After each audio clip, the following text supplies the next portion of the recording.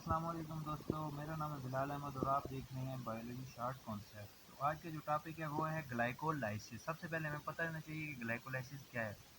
तो ग्लाइकोलाइसिस हम लफ्ज़ से हमें ज़ाहिर हो सकता है कि देखें, glyco means glucose and lysis means break down. Means कि जब ग्लूकोज की ब्रेक डाउन होगी उसको हम बोलेंगे ग्लाइकोलाइसिस। तो ग्लाइकोलाइसिस स्टेप है रेस्पिरेशन का फर्स्ट स्टेप।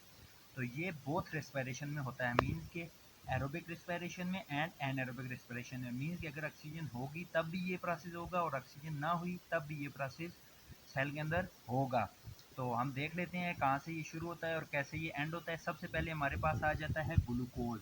तो ग्लूकोज का फार्मूला हमें पता होना चाहिए क्या है जी, C6H12O6।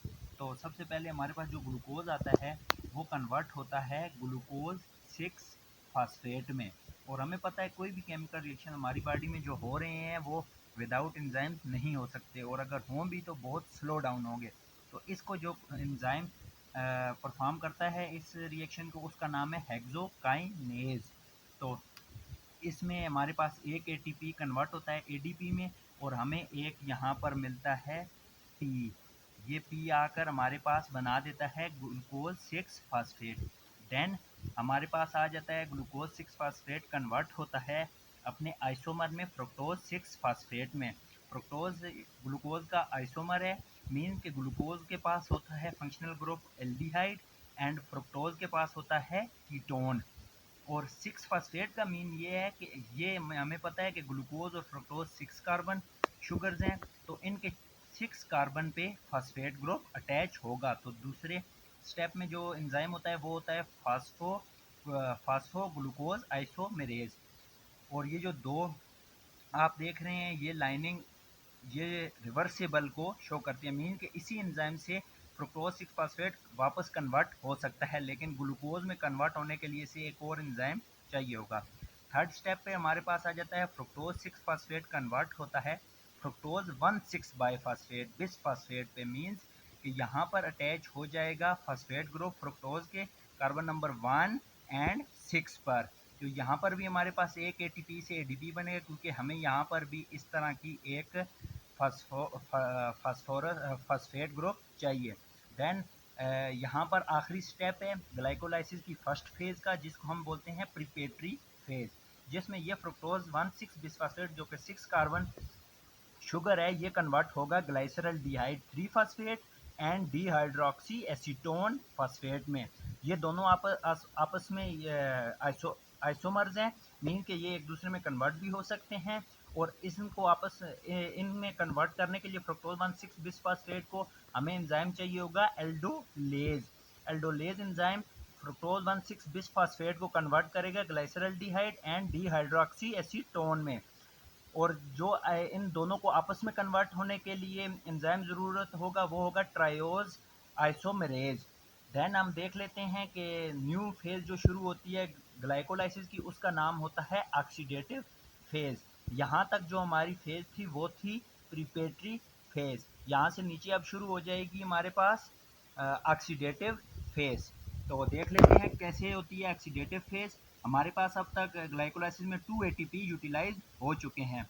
देन हमारे पास अब आ जाएगा, और एक और बात आपको बताता चलूँ कि जो ऑक्सीडेटिव फेज में जो मॉलिक्यूल हमारे पास जाएगा वो ग्लाइसरल डिहाइड 3 फास्फेट जाएगा। डिहाइड्रोक्सी एसीटोन यहाँ से नीचे नहीं जा सकता, वो फर्स्ट इसमें कन्वर्ट होगा, देन वो नीचे फर्दर रिएक्शंस परफॉर्म करेगा। तो सबसे पहले ये कन्वर्ट होता है ग्लाइसरल डिहाइड 3 फास्फेट 1,3 बिस फास्फोग्लाइसरेट। 1,3 बिस फास्फोग्लाइसरेट में कन्वर्ट इसे करेगा कौन सा एंजाइम, फास्फोग्लाइसरेट काइनेज। इसको कन्वर्ट कर देगा 3 फास्फोग्लाइसरेट। मीन्स के बिस फास्फोग्लाइसरेट के पास दो फास्फेट ग्रुप थे, नंबर 1 पे और नंबर 3 पे, और यहाँ पे हमारे पास बना एडीपी से एटीपी। देन हमारे पास जो 3 फास्फोग्लाइसरेट है ये कन्वर्ट हो जाएगा फास्फोग्लाइसरेट में, और इसमें जो एंजाइम काम करेगा वो होगा फास्फोग्लाइसर म्यूटेज। देन हमारे पास जो 2 फास्फोग्लाइसरेट होगा ये कन्वर्ट हो जाएगा फास्फोइनोल पायरोवेट में through enzyme which is called enolase. Then हमारे पास जो फास्फोइनोल पायरोवेट होगा वो कन्वर्ट होगा हमारे ग्लाइकोलाइसिस के आखिरी स्टेप में पायरोवेट में। और फास्फोइनोल पायरुवेट से एक फास्फेट ग्रुप डी अटैच होगा और वो बनाएगा एडीपी से एटीपी। और इसमें जो एंजाइम होगा वो होगा पायरुवेट काइनेज। और ये जो पायरुवेट है ये हमारे पास एंड प्रोडक्ट होता है ग्लाइकोलाइसिस का, मीन्स के लास्ट स्टेप में हमारे पास बनता है पायरुवेट।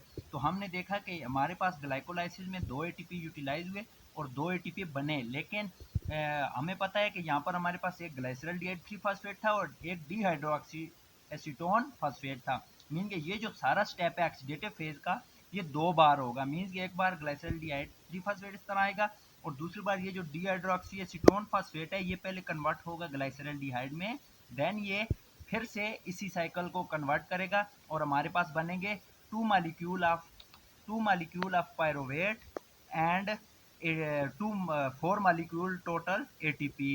तो ये हमारे पास पूरा ग्लाइकोलाइसिस का प्रोसेस है जिसमें हमारे पास 4 एटीपी बनते हैं ग्रॉस और नेट हमारे पास बनते हैं 2 एटीपी।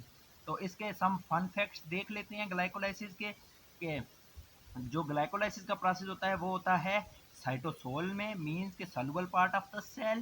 देन इसमें टोटल एटीपीज बनते हैं, ग्रास जो बनते हैं वो होते हैं 4 एटीपीज, जिनमें से 2 एटीपी नेट गेन होता है हमारे पास और 2 एटीपीज हमारे पास 2 बनते हैं NADH जो कि हमारे पास इलेक्ट्रॉन ट्रांसपोर्ट चेन में कन्वर्ट होते हैं ATP में। Thank you very much. I hope you understand this small concept about glycolysis. Share, like and follow my YouTube channel Biology Short Concepts. Thank you very much.